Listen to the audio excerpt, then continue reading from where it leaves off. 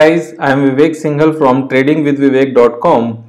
और अभी हम डिस्कस करने वाले हैं HDFC लिमिटेड को, one of the finest company in India, और जो कि होल्डिंग कंपनी भी है HDFC bank, HDFC life, HDFC AMC, HDFC general insurance, इन सभी की होल्डिंग कंपनी भी है और अपने आप में एक खुद से इंडिया की लार्जेस्ट हाउसिंग फाइनेंस कंपनी भी है। तो HDFC लिमिटेड की हम बात करें, यहाँ पर कंफ्यूज होने की कोई जरूरत नहीं है। यहाँ पर हम HDFC बैंक की बात नहीं कर रहे हैं, यहाँ पर हम HDFC लिमिटेड की बात कर रहे हैं, हाउसिंग डेवलपमेंट फाइनेंस कॉर्पोरेशन की।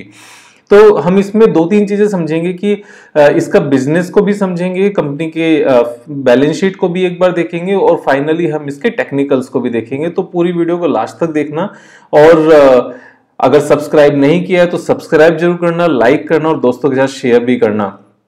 तो इसको एक बार शुरू करते हैं। यहाँ पर हम तीन चार चीजों को ध्यान में रखते हैं हमेशा से। जैसे ROCE की हम हमेशा बात करते हैं, तो ROCE को जब भी आप ध्यान रखें, मैं हमेशा एक चीज कहता हूँ कि ROCE 30 से ज्यादा होनी अगर होती है तो बहुत अच्छा होता है, लेकिन इस केस में अगर हम देखें 11.10% है। एक चीज ध्यान रखने की ये भी है कि ROCE 30 से ज्यादा होती है, लेकिन वो फाइनेंशियल इंस्टीट्यूशंस के केस में एप्लीकेबल नहीं होती। तो अगर फाइनेंशियल इंस्टीट्यूशंस के केस में वो 10% के आसपास होती है तो भी वो चलता है, हमें बाकी चीजों को इंपॉर्टेंस यहाँ पर ज्यादा देनी है।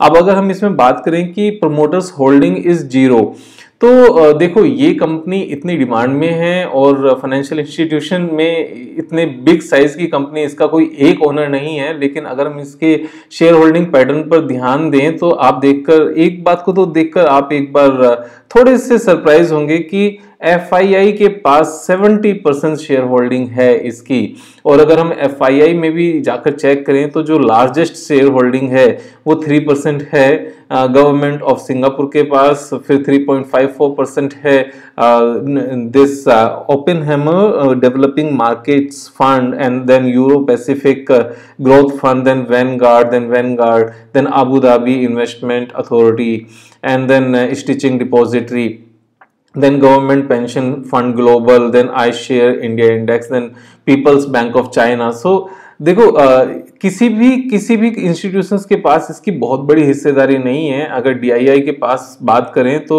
LIC ऑफ इंडिया 5.39% हिस्सेदारी है और SBI ETF के पास 2.69% है, 61% है। तो ये सबके पास बटी हुई है। अगर पब्लिक की बात करें तो पब्लिक में सबके पास मीन्स जो HNIs हैं जनरली वही लोग इसको परचेज करते हैं। तो इसका कोई एक मालिक नहीं है, दैट इज ट्रू। लेकिन जब हम इतने प्रोफेशनल ग्रुप की बात करते हैं जो 70% हिस्सेदारी इसकी लेकर बैठे हैं, तो वहां पर उस चीज का डाउट खत्म हो जाता है कि कंपनी रन कैसे करेगी। और कंपनी रन कैसे करेगी इस चीज का हमें पहले से ही पता है कि इंडिया में HDFC ग्रुप की क्या इमेज है। और जहां तक इमेज को भी अगर साइड में रख दें तो यार डेटा पे एक बार नजर मार लेते हैं, वहां से अपने आप सारी चीजें क्लियर हो जाती हैं। इसकी रेवेन्यू 10 साल में 11,000 करोड़ से इंक्रीज होकर 1,08,000 करोड़ हो गई है, 10 गुनी हो गई है। और अगर हम नेट प्रॉफिट भी देखें तो 2,300 करोड़ से इंक्रीज होकर 22,000 करोड़ हो गया, ये भी 10 गुना हो गया। तो 10 साल में अगर कोई चीज 11 साल में 10 गुना होने की काबिलियत रखती है ना,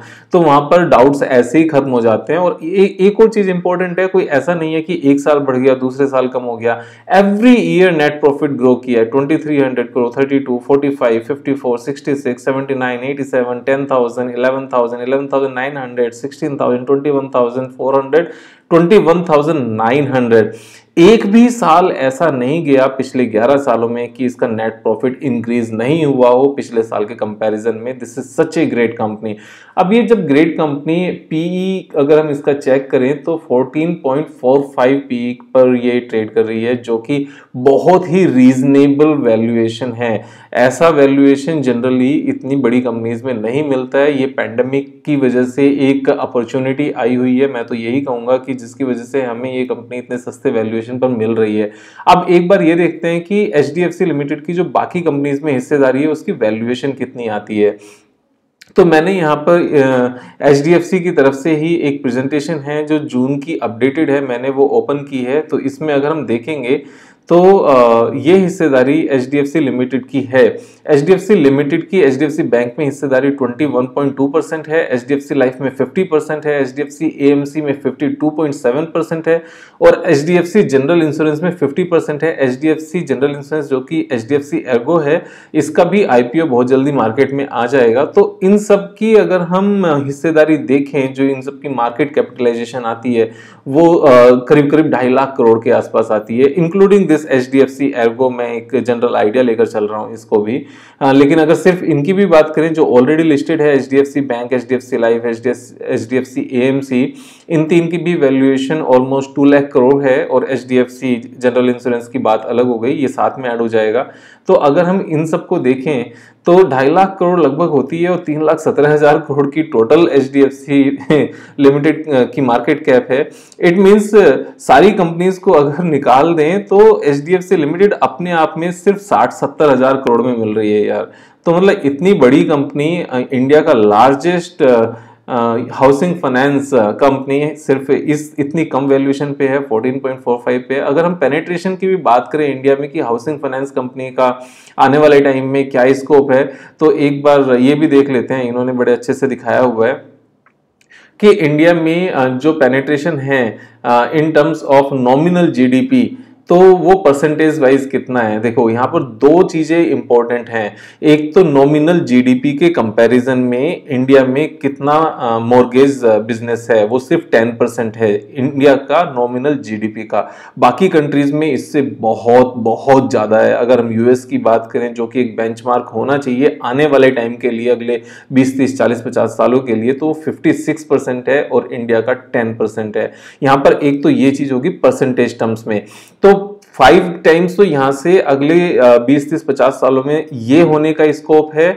साथ में जो ये परसेंटेज है जो बिजनेस है वो नॉमिनल जीडीपी का है। अगले 40-50 सालों में इंडिया की जीडीपी कितनी इंक्रीज करेगी, अब आप एक बार वो भी चीज ध्यान में रख लो। जब हम 6, 7, 8, 9% से अगले 20-30 सालों तक ग्रो करेंगे तो कितने गुना तो जीडीपी हो जाएगी, और उसमें भी हमारी ये जो एवरेज है नॉमिनल जीडीपी के टर्म्स में जो परसेंटेज ग्रोथ है, जब वो भी इंक्रीज करेगी तो ये आप मान के चलो कि 20-22 गुना तो बिजनेस का स्कोप सीधा सीधा नजर आता है। और जहां तक ये कंपनी की बात है तो कंपनी का हमें पता ही है, हमने देख ही लिया है कि पिछले 10 सालों में कैसे इस कंपनी के नेट प्रॉफिट 10 गुना हुए हैं, उसमें कोई डाउट नहीं है। तो अगले 10 साल में भी ये नेट प्रॉफिट 10 गुना हो जाएगा, इस चीज में कोई डाउट नजर नहीं आता, इन सब बिजनेस को और बाकी सब चीजों को ध्यान में रखते हुए और लो वैल्यूएशन को ध्यान में रखते हुए। अब हम आ जाते हैं इसके चार्ट के ऊपर।